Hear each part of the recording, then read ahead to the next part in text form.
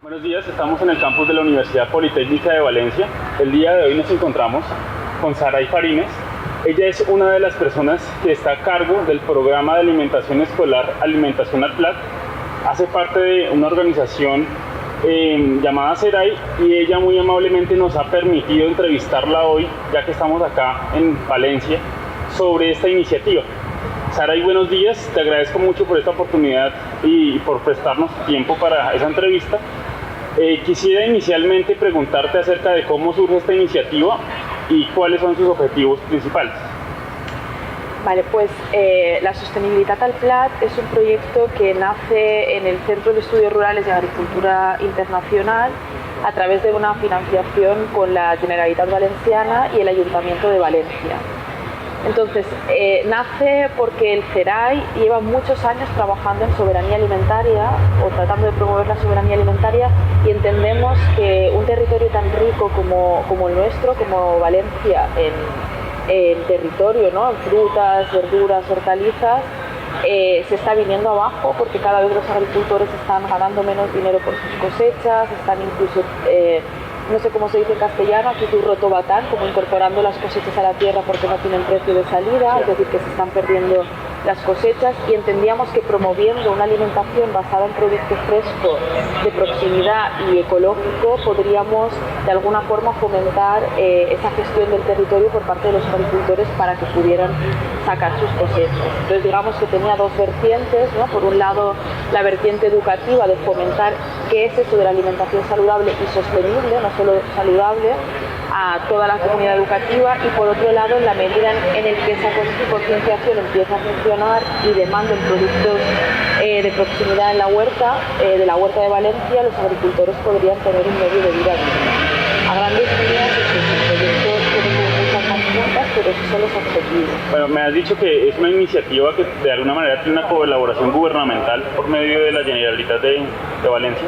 Sí, está financiada por el área, o sea, por cooperación al desarrollo de la Generalitat Valenciana, por una de las consellerías, en el proyecto, digamos que en la línea de subvenciones de educación para el desarrollo, y por otra parte también por la Regidoria de Cooperación del Ayuntamiento de Valencia, que financia también líneas de educación para el desarrollo. Bueno, me parece una gran iniciativa que habría que replicar en otros países como Colombia. Quisiera que nos hablaras un poco acerca de cuál es esa preocupación que existe frente a la industrialización de los alimentos que consumen los niños en los colegios, y también quisiera que nos hablaras acerca de cuáles instituciones educativas, cuáles colegios están ya implementando alimentación al plat, que es la iniciativa que ustedes promueven. Sí, es complejo de explicar, voy a tratar de ser muy sintética. La Sostenibilitat al Plat empieza a trabajar en 3 escuelas municipales, es decir, 3 escuelas que dependen directamente de la municipalidad. Entonces, en estas 3 escuelas, en las que empieza a trabajar Seray, empieza a formar a todos los agentes educativos para trabajar qué es una alimentación sostenible y saludable. Nos damos cuenta, yendo a las neveras, a los refrigeradores y a los congeladores de las cocinas de las colectividades escolares, que la mayoría de productos son procesados, congelados, que hay muy poco producto fresco y hay muy poco producto de proximidad. Esto tiene una lógica clarísima. Las partidas alimentarias, es decir, el dinero que las empresas destinan a alimentación en cada uno de los menús, es un dinero muy reducido. Nosotros entendemos que por menos de €1 el menú no se puede hacer una comida de calidad, y hay muchas empresas que tienen unos costes de partida alimentaria mucho menores. ¿Esto qué significa? Esto significa que si divides el plato en el primero, el segundo, el postre y la ensalada, la cantidad de dinero destinada a cada uno de esos mini platos es muy pequeña. Eso quiere decir que es imposible que haya calidad y resto.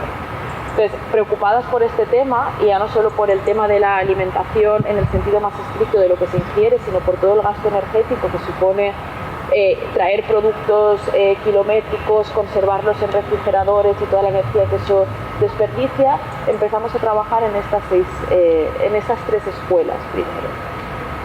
El proyecto funciona muy bien, desde el 2016 al 2017 iniciamos y funciona muy bien. Hay como una respuesta muy positiva por parte de las familias, del profesorado que empieza a formarse soberanía alimentaria, de las monitoras de comedor, de las cocineras, porque claro, es muy interesante pensar cómo transita una cocina de una escuela hacia una alimentación saludable. No es lo mismo que te lleven una bolsa de patatas congeladas fritas y las vuelques en la freidora que el agricultor te traiga 100 kilos de patatas y tengas que pelarlas. Claro.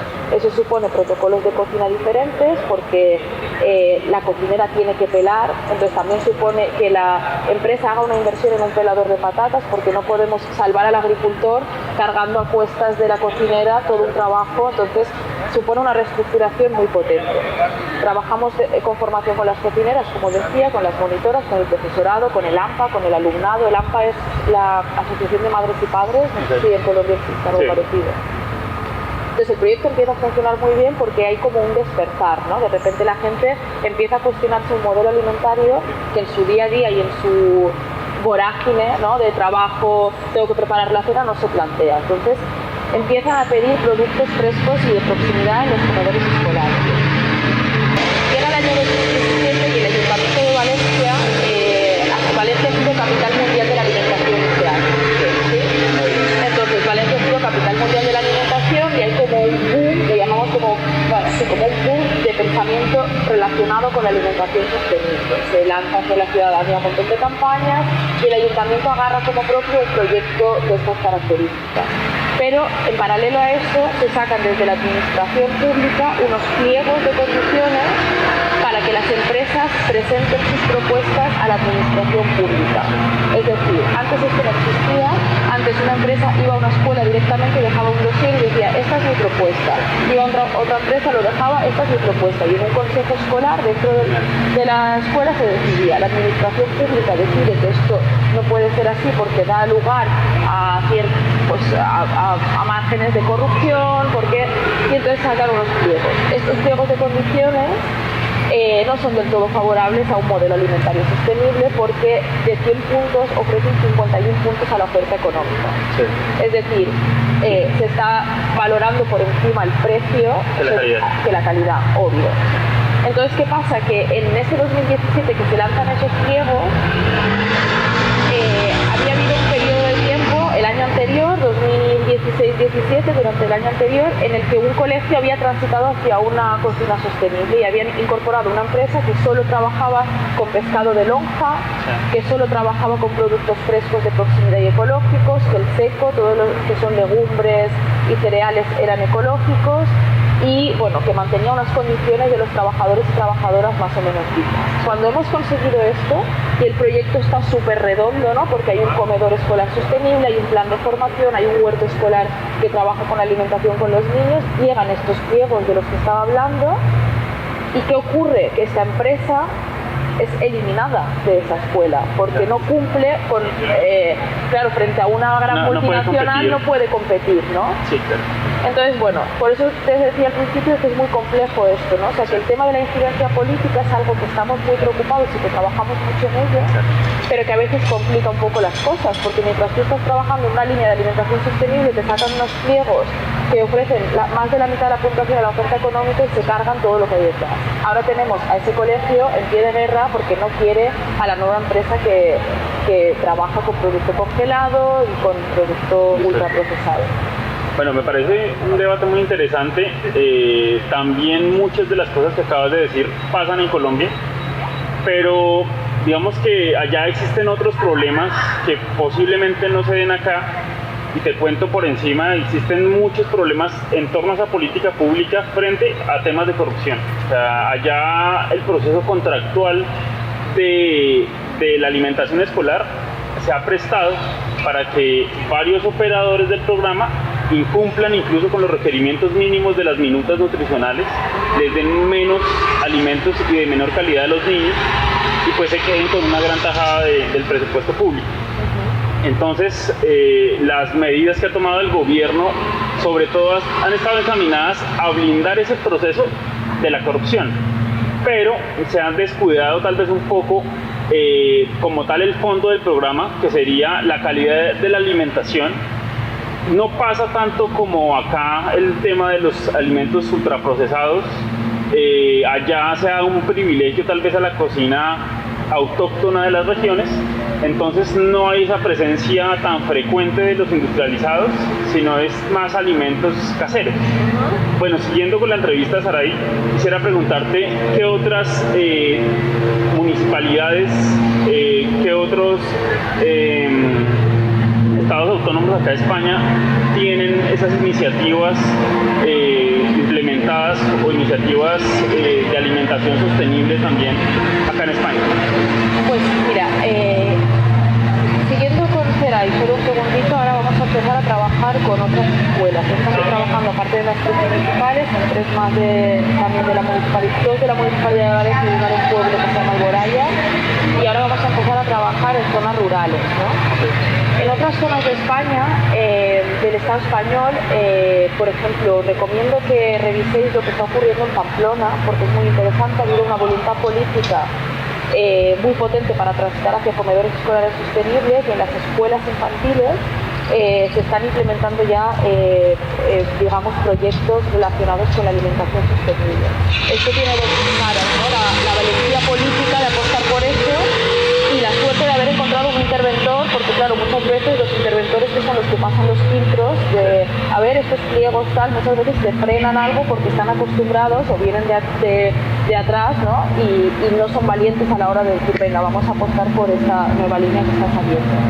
Entonces en Pamplona se han juntado las dos cosas, ¿no? Un interventor como que quería apostar por esto y una voluntad política potente.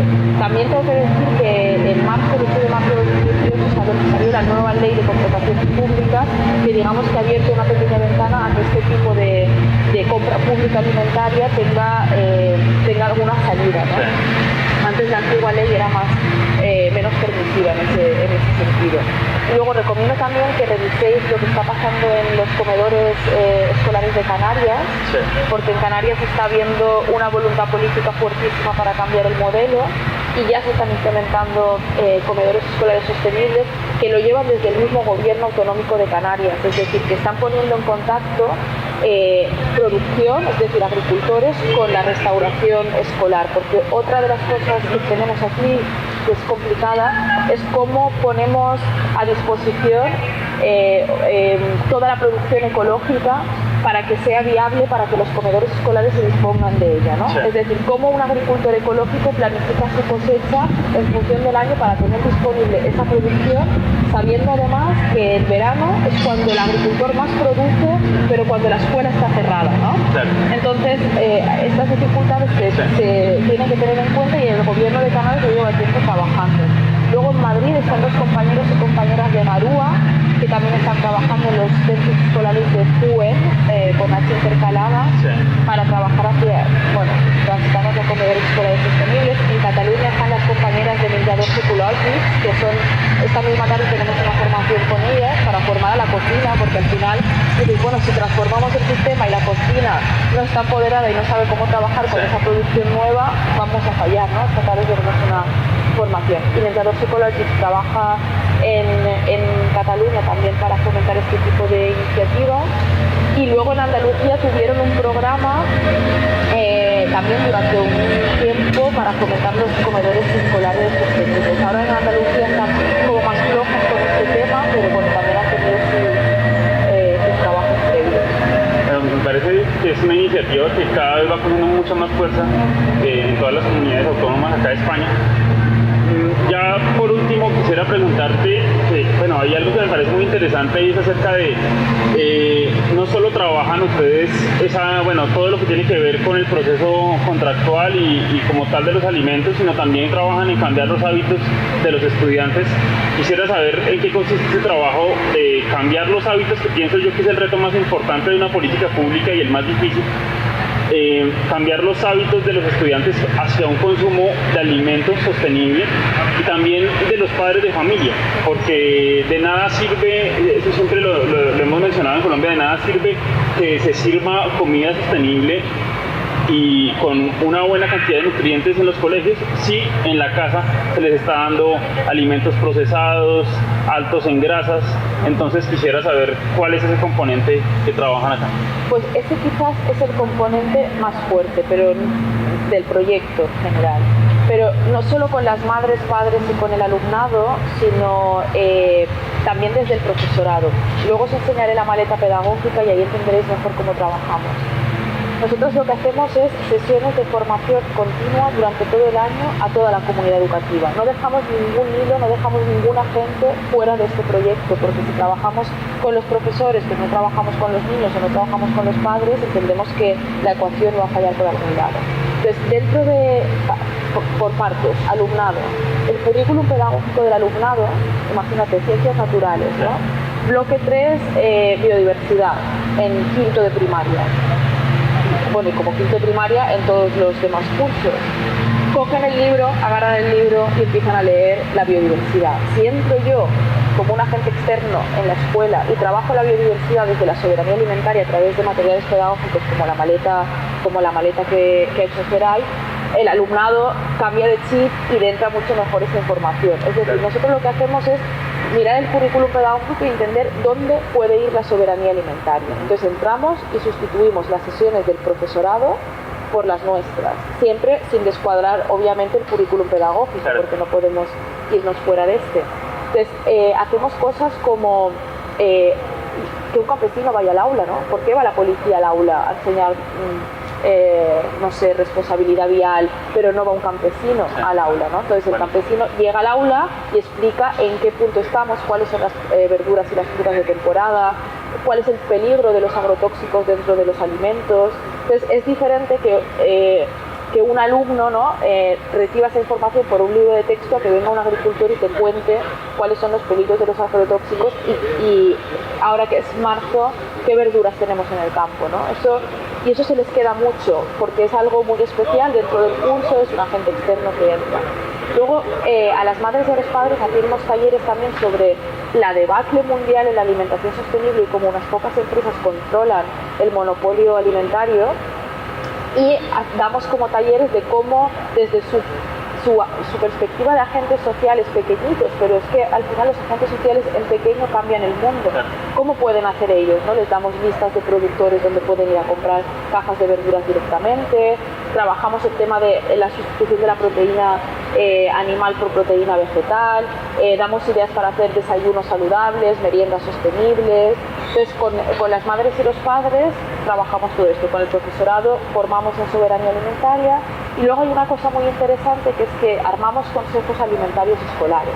Es decir, dentro de la escuela, una vez, por lo menos una vez al año y mejor una vez al trimestre, juntamos a todos esos agentes educativos, a representantes de esos agentes educativos para hablar de la alimentación de la escuela. Y te sorprende ver cómo al cabo de 2 años de formación, las niñas y los niños, después de nuestras sesiones de formación, escriben propuestas y las traen a ese consejo alimentario, y esas propuestas siempre son: queremos que los trabajadores de la tierra tengan una vida digna, por lo tanto lo que compremos en el comedor tiene que fomentar una vida digna para los trabajadores, no queremos plásticos, no queremos congelados. Entonces, eso también es muy importante, porque al final los niños y las niñas se sienten protagonistas de su propia comida, porque siempre son los desplazados, ¿no? Cuando les pones en un consejo escolar con sus propuestas, su voz y su voto, de repente empiezan a entender que tienen mucho poder para poder cambiar, ¿no? Claro que sí. Por último, quisiera que nos explicaras en qué consiste la cartilla. Sí. Sí, bueno, esto es el díptico del proyecto de este año, os lo dejo para que lo reviséis. La maleta pedagógica es una maleta que se compone de un libro para el profesorado, ¿no? Que de alguna forma te explica, bueno, pues en qué trabaja la maleta pedagógica. Tiene como 4 puntos clave que se basan en la agroecología, la salud, la biodiversidad, la ciencia y la cultura y el comercio responsable, y el libro te explica un poco en qué consiste la maleta. Una vez el profesor o la profesora se lee el libro, entiende que, lo voy a enseñar a la cámara, Hay unas fichas para el profesorado, por ejemplo, esta primera es el molinete de los productos, ¿no? Esto lo lee el profesor o la profesora y dice, vale, el objetivo, trabajar el concepto de fruta y verdura de temporada. ¿Cuál es el material necesario? Este y este.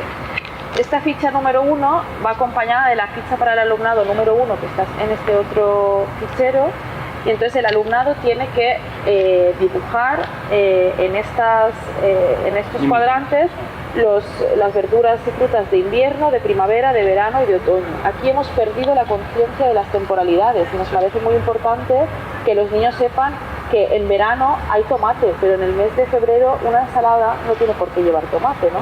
Entonces trabajamos, bueno, hay un montón de fichas, cada una está relacionado con, hay desde canciones populares de los campesinos, el reloj para entender cuáles son los trabajos tan duros que se hacen en el campo y los trabajos invisibilizados que hacen las mujeres en el campo, ¿no?